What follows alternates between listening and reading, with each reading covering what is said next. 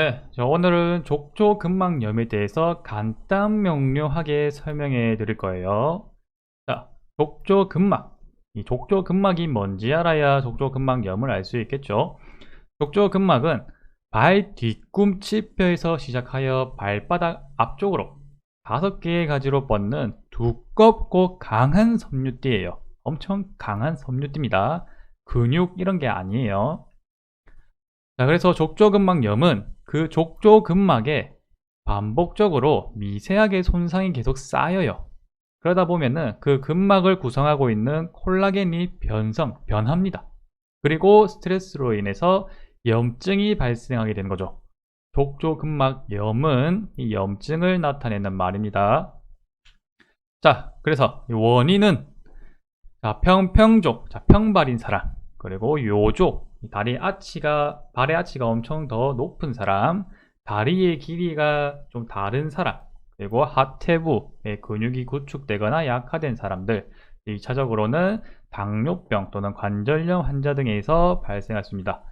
6번에 무리한 발 스트레스라고 적혀 있죠. 위에 1, 2, 3, 4, 5번이 다 발에 무리한 스트레스를 가해할 수 있는 요소들이에요. 그래서 족저근막염은 발에 무리한 스트레스를 가해졌을 때 일반적으로 나타날 수 있는 질환입니다. 자, 이렇게 족저근막염에 비정상적인 부하가 가해졌을 때 염증이 발생하는 경우가 흔하다. 오케이? 자, 그러면 이 족저근막염을 어떻게 검사해야 될까요? 자, 1번 엑스레이 검사, 초음파 검사, CT, MRI 등이 있어요. 자, 엑스레이 검사를 하게 되면은 이 화살표 표시되어 있는 이 종골, 발 뒤꿈치 뼈 있죠. 이쪽에 이렇게 겉돌기가 이렇게 뼈가 조금씩 자라져 있어요. 아까 전에 족저근막은 아주 두껍고 강한 섬유띠라고 했죠. 그래서 그쪽에 긴장감이나 아니 뭔가의 이 요소에 의해 스트레스를 계속 받게 되게 되면은 뼈에도 같이 스트레스를 가하게 되거든요. 발 뒤꿈치 뼈에 붙어 있으니까. 근데 이 뼈는 어떠한 법칙에 의해서 스트레스가 가해지면 이렇게 뼈가 자랍니다. 그럼 이 자란 이 뼈 겉돌기가 족저근막을 조금 더 스트레스를 가할 수 있는 요소가 더해지거든요. 그러면은 족저근막염이 계속 가속화되면서 안 좋아지게 됩니다. 그래서 엑스레이를 통해서 이렇게 볼 수 있고요. 초음파 같은 경우에는 이렇게 발 뒤꿈치 쪽에 이 지방 이 부분과 그리고 족저근막 이 부분을 나눠서 구분을 했을 때 이 A 부분의 1번이 이제 PF로 족저근막이거든요. 근데 이게 C를 보게 되면은 이 족저근막이 좀 더 두껍고 비후되어 있죠. 이런 경우에는 족저근막을 조금 더 의심해 볼 수 있는 상태입니다. 자, CT랑 MRI는 뭐 비슷하고 해가지고 그냥 묶었어요. 이렇게 CT랑 MRI를 보게 되면은 이 발 뒤꿈치 쪽에 화살표 표시되어 있는 이런 형태로 조금 더 족저근막염일 가능성이 높다라고 좀 더 디테일하게 알 수 있는 검사 방법입니다. 근데 이 초음파 검사로 쉽게 족저근막인지 아닌지 어느 정도 일반적으로 많이 쓰는 방법이에요. 자, 그럼 이 족저근막 어떻게 치료해야 될까요? 자, 보존적인 치료가 있고 수술적 치료가 있습니다. 보존적 치료에는 뭐 일상생활 교정부터 보조기, 그리고 마사지, 재활운동, 체외 충격파, 그리고 소염 진통제, 나중에는 뭐 스테로이드 주사요법까지 써야 되는데 그래도 안 된다 하면은 마지막에 수술적 치료를 하는 겁니다. 수술적 치료는 제일 마지막에 하는 거예요. 알겠죠? 그리고 스테로이드 주사요법도 위에 있는 보존적 치료, 일상생활, 마사지, 체외 충격파 이런 것들을 다 하고 난 다음에 안 되면 스테로이드 주사요법을 통해서 통증을 경감시켜야 돼요.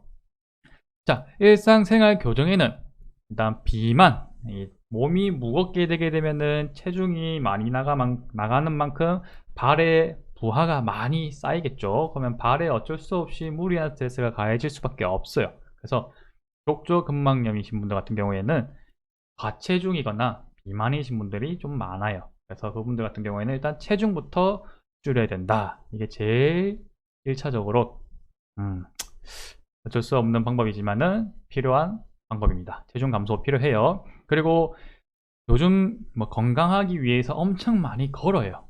근데 평소에 사람들이 이렇게 많이 걷는 습관이 안 돼 있거든요. 옛날보다 특히나 요즘에 앉아서 많이 생활하고 그런 경우에는 그때 이제 발에 무리한 스트레스가 가해지게 되면은 아주 좋지 않아요. 그래서 일상생활할 때 굳이 1만 보를 걷겠다 이러면서 억지로 운동한다고 걸을 필요 없습니다. 알겠죠? 무리해서 걸을 필요 없어요. 건강하려고 걷는데 발을 해칠 수가 있습니다. 자, 그리고 딱딱한 신발, 뭐 구두 이런 것들 있죠. 이런 것들 같은 경우에는 걸을 때 뒤꿈치뼈나 이 발 쪽에 충격을 흡수시킬 수 있는 요소가 없는 신발들이에요. 그러면 아무래도 걸을 때마다 뒤꿈치에 충격이 계속 딱딱딱 가해지겠죠. 그만큼 족저근막에 미세 손상을 일으킬 가능성이 높다. 자, 여기서 딱딱한 신발과 그리고 하루 1만 보 걷는 거 이게 겹쳐지면은 어떻게 될까요? 자, 발 아주 안 좋아지겠죠? 그렇기 때문에 거기다 과체중까지 있다. 보통 일반적으로 운동을 많이 뭐 안 해보신 분들 같은 경우에는 과체중이거나 체중이 많이 나가신 분들도 꽤 있거든요. 그분들 같은 경우에는 이제 살을 빼기 위해서 많이 걸어요. 일반적인 운동은 하기 힘들기 때문에. 현실적으로 말씀해 드리는 겁니다. 그래서 이제 과체중이신 분들이 살을 빼기 위해서 걷는데 딱딱한 신발, 거기다가 딱딱한 바닥, 아스팔트 이런 곳을 걷는다. 그러면은 족저근막염을 만들겠다라고 딱 다짐을 하고 걷는 거랑 마찬가지예요. 아이러니하죠. 그렇기 때문에 만약에 걷는다 하면은 아스팔트보다는 조금 더 걷기 좋은 땅을 고르시는 게 더 좋고요. 뭐 흙이나 이런 데도 괜찮아요. 흙바닥. 그리고 신발도 좀 더 부드러운 신발, 쿠션감이 있는 신발을 가지고 걷기 운동을 하세요. 그리고 발에 무리가 안 갈 만큼 시작하셔서 천천히 강도를 올려가시면 됩니다. 처음부터 1시간, 2시간, 10,000보, 20,000보 걸을 필요 없습니다. 알겠죠? 점진적으로 운동 시간과 운동 강도를 올려가세요. 자, 그 다음 마사지와 재활 운동. 자, 이거는 많이 보셨을 거예요.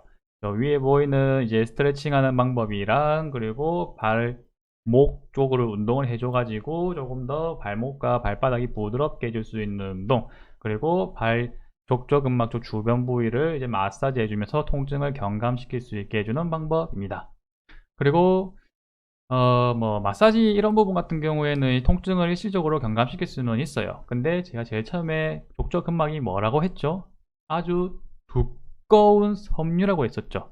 그래서 일반적인 마사지로는 그 부분을 이완시키고 푸는 게 정말 힘들어요. 그렇기 때문에 뭐 통증을 일시적으로 경감시키기 위한 목적으로 마사지 하는 거는 조금 괜찮지만은 더 많은 시간을 투자한다 하면은 운동을 하면서 발이 조금 더 부드럽게, 발목이 좀 더 부드럽게, 발가락이 좀 더 부드럽게 만드는데 시간을 많이 가져주세요. 그게 더 도움이 많이 됩니다. 자, 그 다음 체외 충격파. 위에 일상 교정 운동이나 재활 운동, 마사지 이런 게 안 되면은 이제 체외 충격파, 병원의 도움을 받아야 돼요. 이 체외 충격파 더럽게 아픕니다. 진짜 아프거든요. 그렇기 때문에 이 체외 충격파 하기 전에, 이 아픔을 느끼기 전에 미리미리 관리하셔가지고 족저근막염을 조금 더 개선시키길 바랄게요. 만약에 체외 충격파를 해야 된다, 체외 충격파를 해야 될 수준까지 갔다, 그럴 경우에는 이 악물고 버티세요. 이 악물고 버티면서 이 체외 충격파를 받는 방법밖에 없습니다. 이 체외 충격파가 족저근막염에 아주 도움이 많이 되는 치료 방법 중 하나이기 때문에 병원에 가시면은 이 체외 충격파를 많이 권장할 거예요. 그래서 이 체외 충격파를 받으시면은 족저근막염을 조금 더 개선시키는데 도움이 많이 됩니다. 그리고 이 체외 충격파를 받는다고 100%다 닿는 게 아니에요. 위에 1번, 2번 알려드렸던 방법들을 계속 병행하면서 발에 무리한 스트레스가 가지 않도록 계속 관리를 해주셔야 이 체외 충격파에 대한 효과를 좀 더 많이 받아보실 수 있어요. 위에 있는 거 다 무시하고 체외 충격파만 받고 일상생활 막 지낸다 하면은 치료 기간이 아주 길어질 겁니다. 자, 그 다음에는 이제 비스테로이드성 소염 진통제랑 스테로이드 주사요법이에요. 그래서 염증이 발생하는 것을 조금 더 예방하기 위해서 소염 진통제를 처방받을 수 있고요. 그리고 통증이 너무 심하다, 안 낫는다, 위에 있는 방법들을 하기가 힘든 상황이다. 그럴 경우에는 스테로이드 주사요법을 통해서 통증을 경감시키는 방법이 있습니다. 자, 마지막 방법, 위에 있는 보정조 치료 다 했는데도 안 된다. 그러면은 제가 이렇게 모자이크로 해놨어요. 뒤에 있는 부분, 이 뭐 검사를 하게 되면은 문제가 있는 부위가 있겠죠. 그 부위를 째서 수술 치료를 하셔야 됩니다. 자, 그리고 이 위에 있는 보존적 치료는 이제 복합적으로 뭐 일상생활 교정만 하고 마사지만 하고 체외 충격파만 하고 이렇게 각각 하나씩만 하는 게 아니라 여러 가지를 동시다발적으로 복합적으로 하시는 게 좀 더 효과가 좋기 때문에 다 같이 하시는 게 좋아요. 특히 1번, 2번은 스스로 관리할 수 있는 부분이기 때문에 꼭 해주시고요. 그 이외에 소염 진통제나 체외 충격파를 받으시길 바랄게요.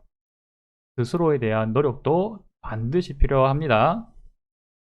자, 그리고 이 족저근막염은 특별한 치료 없이도 자연스럽게 증상이 좋아지는 자한성 질환이에요. 가만히 놔둬도 나았을 수 있는 질환이라는 뜻이에요. 하지만 이 기간이 6개월에서 18개월까지 엄청 오래 걸릴 수 있는 질환이에요.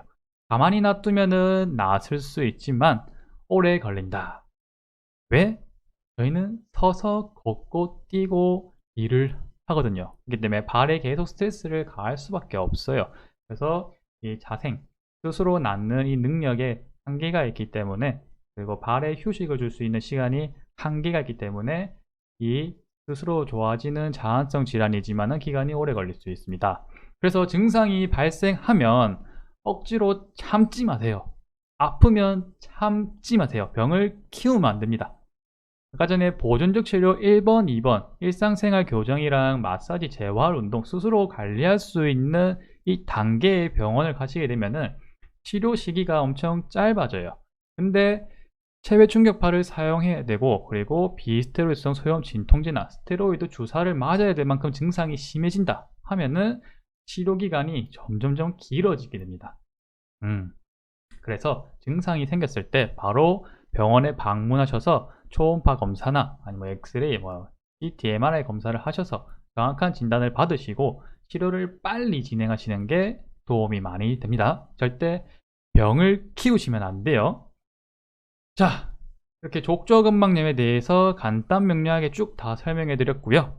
다음 영상은 아까 일상생활, 교정하는 방법, 그리고 보조기 쓰는 방법, 그리고 자기 스스로 운동하는 방법과 마사지 하는 방법들을 또 간단 명료하게 알려드리도록 하겠습니다. 안녕!